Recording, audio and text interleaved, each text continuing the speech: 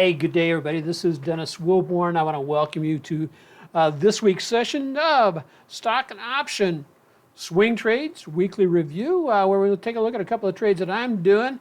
And before we get going, hey, do me a favor. Would you like to trade better in 2021? If the answer to that is yes, then hit the thumbs up down in the lower section of the comment section. Just hit the thumbs up. It says, yes, I would.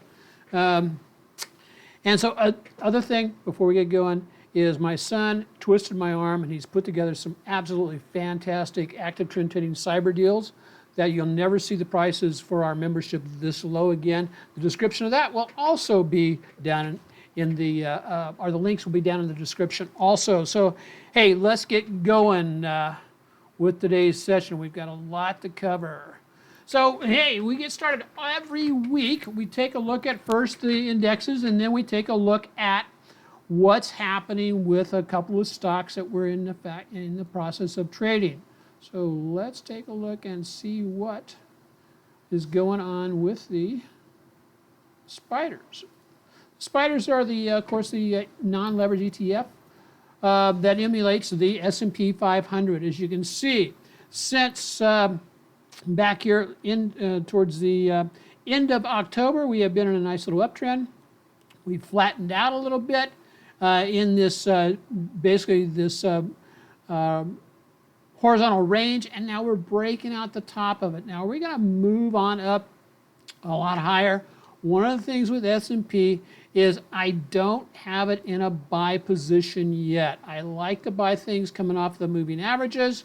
However, we are still taking a look at this, and so this is a breakout going into the end of moving forward. We had a shooting star type of candlestick yesterday, but today's candlestick is, again, it's telling us that, yeah, the long wick tells us that sellers came in there, pushed it down a little bit, but again, everything is in gear to the upside on this. All the moving averages are stacked to the upside on this daily chart. So S&P looking good, but needs a pullback to be able to do anything with it. Now, what about the other entities we're looking at? The Qs.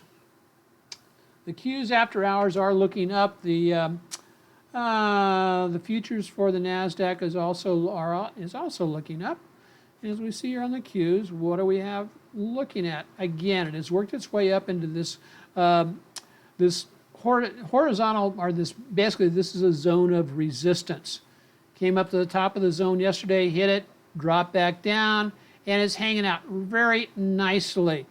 TSI pushing up through the upper reversal zone. Now, just because TSI gets up in this higher level where it's overextended doesn't mean it's going to flip out and drop to the upside. We have a very classic move on the NASDAQ. Basically, we were going sideways, nice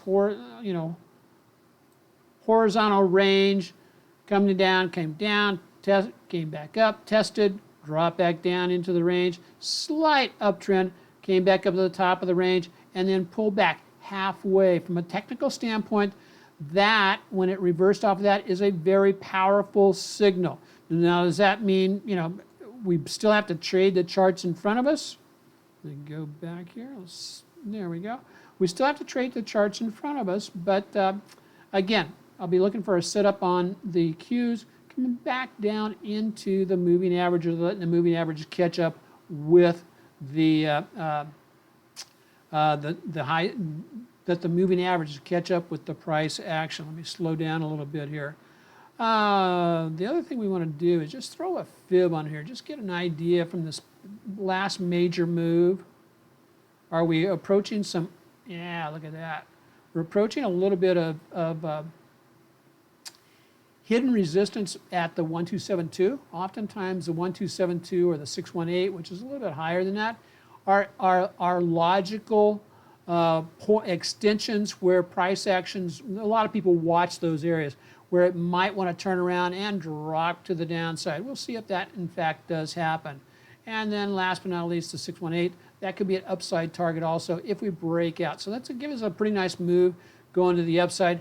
Nothing really, no candle saying we're going to basically reverse down or that we should be looking for a bearish reversal at this point. Looks like everything is, all systems go to the upside. Get rid of that. Now let's take a look at the IWM. IWM's lagging just a taste. One of the trades that I did put on last weekend, and people thought I was a little bit wacko from doing that, and that's okay. No, one of the trades that we did put on last weekend was on Friday of last week, and I think there's Friday of last week. Let me highlight it to you. It appeared as if we were holding. We had the TSI up here in the upper reversal zone looking to roll over.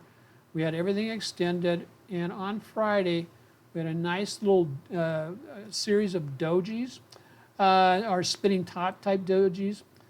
And so oftentimes what that is indicative of is that price action is going to hold right there, and that's going to be a top. And so we did a really quick little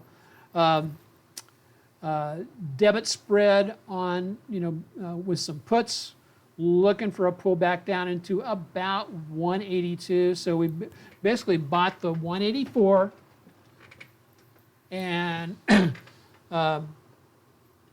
184 put and sold the 180 put, I believe, or 181 put. And we've dropped down. We took off the profits on that for a nice little profit of about 44%. We bought them for $1.38, and we sold the first set of contracts back to at $2. And so what we'll do is we'll have a stop loss, or we basically want to get it back down in this area here to sell off. We have a stop if it just goes back up this area. And that would put us break even on the second part of that trade. And so now I've sold half my contracts, made a nice little 44, almost 45% profit. I'm good with that. So here's a couple of other stocks to be looking at. I really like ZTO. ZTO has basically retreated back into a level of support. TSI is starting to turn over.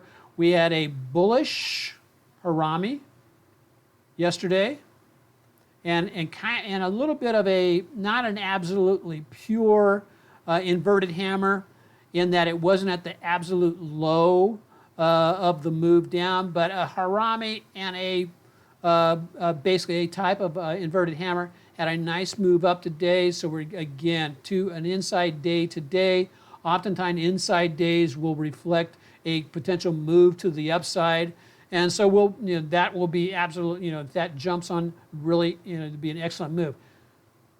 ZTO does present and provide opportunities with monthly options that you want to be aware of. And so if you are an option trader, this one does not have weekly option. I like weekly options for a lot of different reasons, because it kind of gives me a lot of different options to trade with. That's a pun. Okay. So buying the 130 up here, that's out about 3 weeks from now, and anticipating a move back up through. I think the $30 strike price going out about 2 or 3 weeks is sitting at about a 50% delta. Or you can actually buy the 29 and just looking for a ride back up into 33, anywhere from 32.78 up into this area. If it breaks out above that, you're in for a really nice ride, probably up to 35 or even up to 37. So a really low price way to get some moves on your option, especially if you're working with a small account. So that's one. Another trade, we've actually put this on for our premium members today.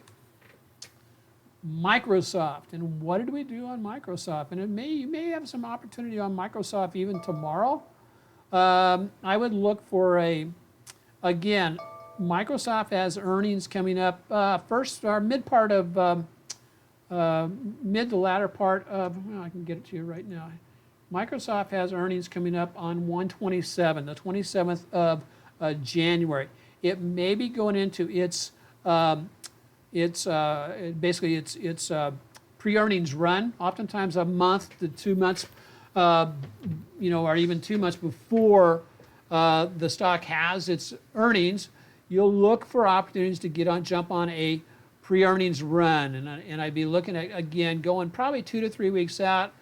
Initial targets up here at about the 224 level. And so, again, any kind of pullback back into or a breakout above that area, watch for a setup on the to trade some options on Microsoft. I like Microsoft, again, for somebody who's just starting out learning how to trade options, makes an excellent candidate. This isn't a recommendation, but it's an excellent candidate from a structural standpoint. Typically has a fairly low spread between the bid and ask on the strike prices, and also because Microsoft is, an old favorite, if you will.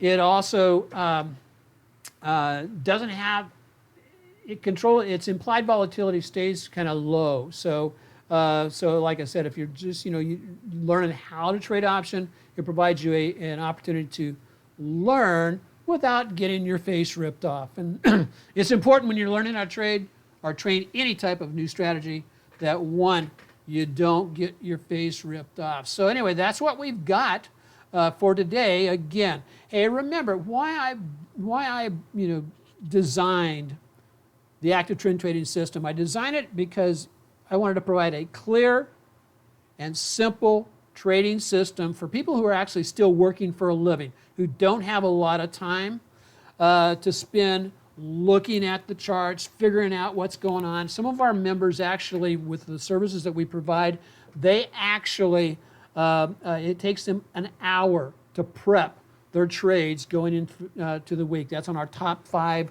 AutoPilot trades part of the system. They take an hour. And that's all it takes them to prepare for trading for the following week. And so I've designed this to be basically clear and simple trading systems so that you can maximize profits and minimize risk. It is all designed from a mechanical standpoint, applying sound technical analysis criteria. And so if you want to know more about it, check us out down in the description. It's down there.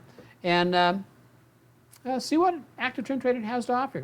This is the last month of the year, so why not go into 2021 already prepping to basically be a better trader? Until next time, aloha, God bless everybody.